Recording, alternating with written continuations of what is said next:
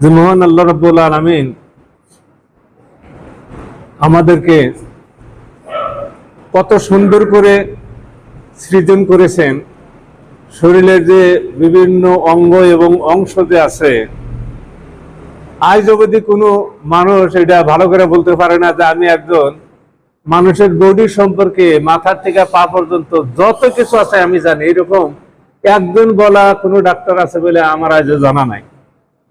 যারা ব্রেনের ডাক্তার তারা ব্রেন সম্পর্কে জ্ঞান রাখে, যারা নার্ভের ডাক্তার তারা নার্ভ সম্পর্কে জ্ঞান রাখে, যারা চোখের ডাক্তার চোখ সম্পর্কে জ্ঞান রাখে, যারা দাঁতের ডাক্তার যাদেরকে বিডিএস বলা হয় ওই দাঁত সম্পর্কে তারা জ্ঞান রাখে, যারা কান নাক এবং গলা এএনটি কয় ওরা ওই পর্যন্ত ওদের জ্ঞান।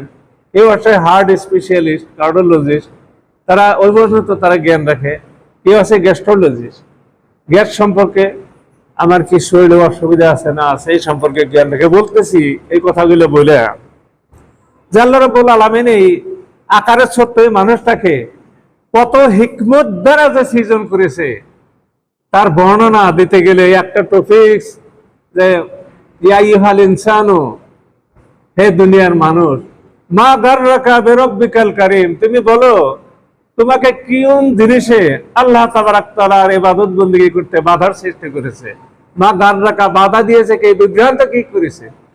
আল্লাযী খলাকাকা ফাসাওয়াকা ফাআদালাক। এই যে আয়াতগুলো, একটা আয়াত আমার মনে হয় কয়েক বছর ধরে বললে এটা শেষ হবে না। এটা আয়াত, আর বাকিগুলো তো অনেক দূরের কথা। আল্লাযী খলাকাকা, যে আল্লাহ রাব্বুল আলামিন তোমাকে সৃজন করেছে, ফাসাওয়াকা ফাআদালাক, ঠিক করেছে তোমাকে যেমন ভাবে সৃষ্টি করার দরকার, যেখানে যে জিনিসটা রেখেছে ওইভাবে আল্লাহ রাব্বুল আলামিন তোমাকে সৃজন করেছে।